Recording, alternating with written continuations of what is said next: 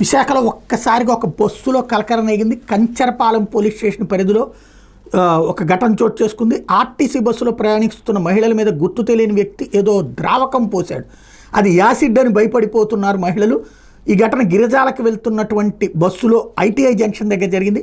బస్సులో ప్రయాణిస్తున్న ముగ్గురు మహిళలు గగ్గోలు పెట్టడంతో డ్రైవర్ వెంటనే బస్సును ఆపి స్థానికుల సహాయంతో బాధితులను సమీపంలోని హాస్పిటల్కి తరలించారు.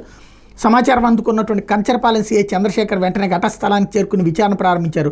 దాడిలో ఉపయోగించింది నిజంగానే యాసిడా లేకపోతే ఇతర ద్రావణం అనే దాని మీద పరీక్షలు జరుగుతున్నాయని చెప్పారు. ఘటన స్థానికుల్లో తీవ్ర కలకలం రేపింది. బాధితుల ఆరోగ్య పరిస్థితి పట్ల ఇంకా స్పష్టత రాలేదు. ఈ దాడి వెనక కారణాల మీద నిందితులకు సంబంధించినటువంటిది ఎవరు అన్న దాని మీద ఆరా తీస్తున్నారు. ఈ విజువల్స్ ఇది ఈ బస్సు జరిగినటువంటి బస్సుకి సంబంధించినటువంటి అంశం. అదే సందర్భంలో మహిళలకు సంబంధించినటువంటి ఏదైతే అక్కడ విచారణ చేస్తున్నారు. అయితే యాసిడ్ అయితే కనుక వెంటనే బొబ్బలెక్కిపోతాయి, తీవ్రమైనటువంటి పరిస్థితి ఉంటుంది. ఇక్కడ కూర్చుని ఉన్నారు, వాళ్ళతో విచారిస్తున్నారు అంటే యాసిడ్ అయి ఉండదు. మరి ఏదైనా భయపెట్టడం కోసం అట్లాంటిది ఏదైనా పోసారా లేకపోతే ఏం జరిగింది అన్నటువంటిది తెలియాల్సి ఉంది. మరి కాసేపటికి ఒక స్పష్టత వస్తుంది.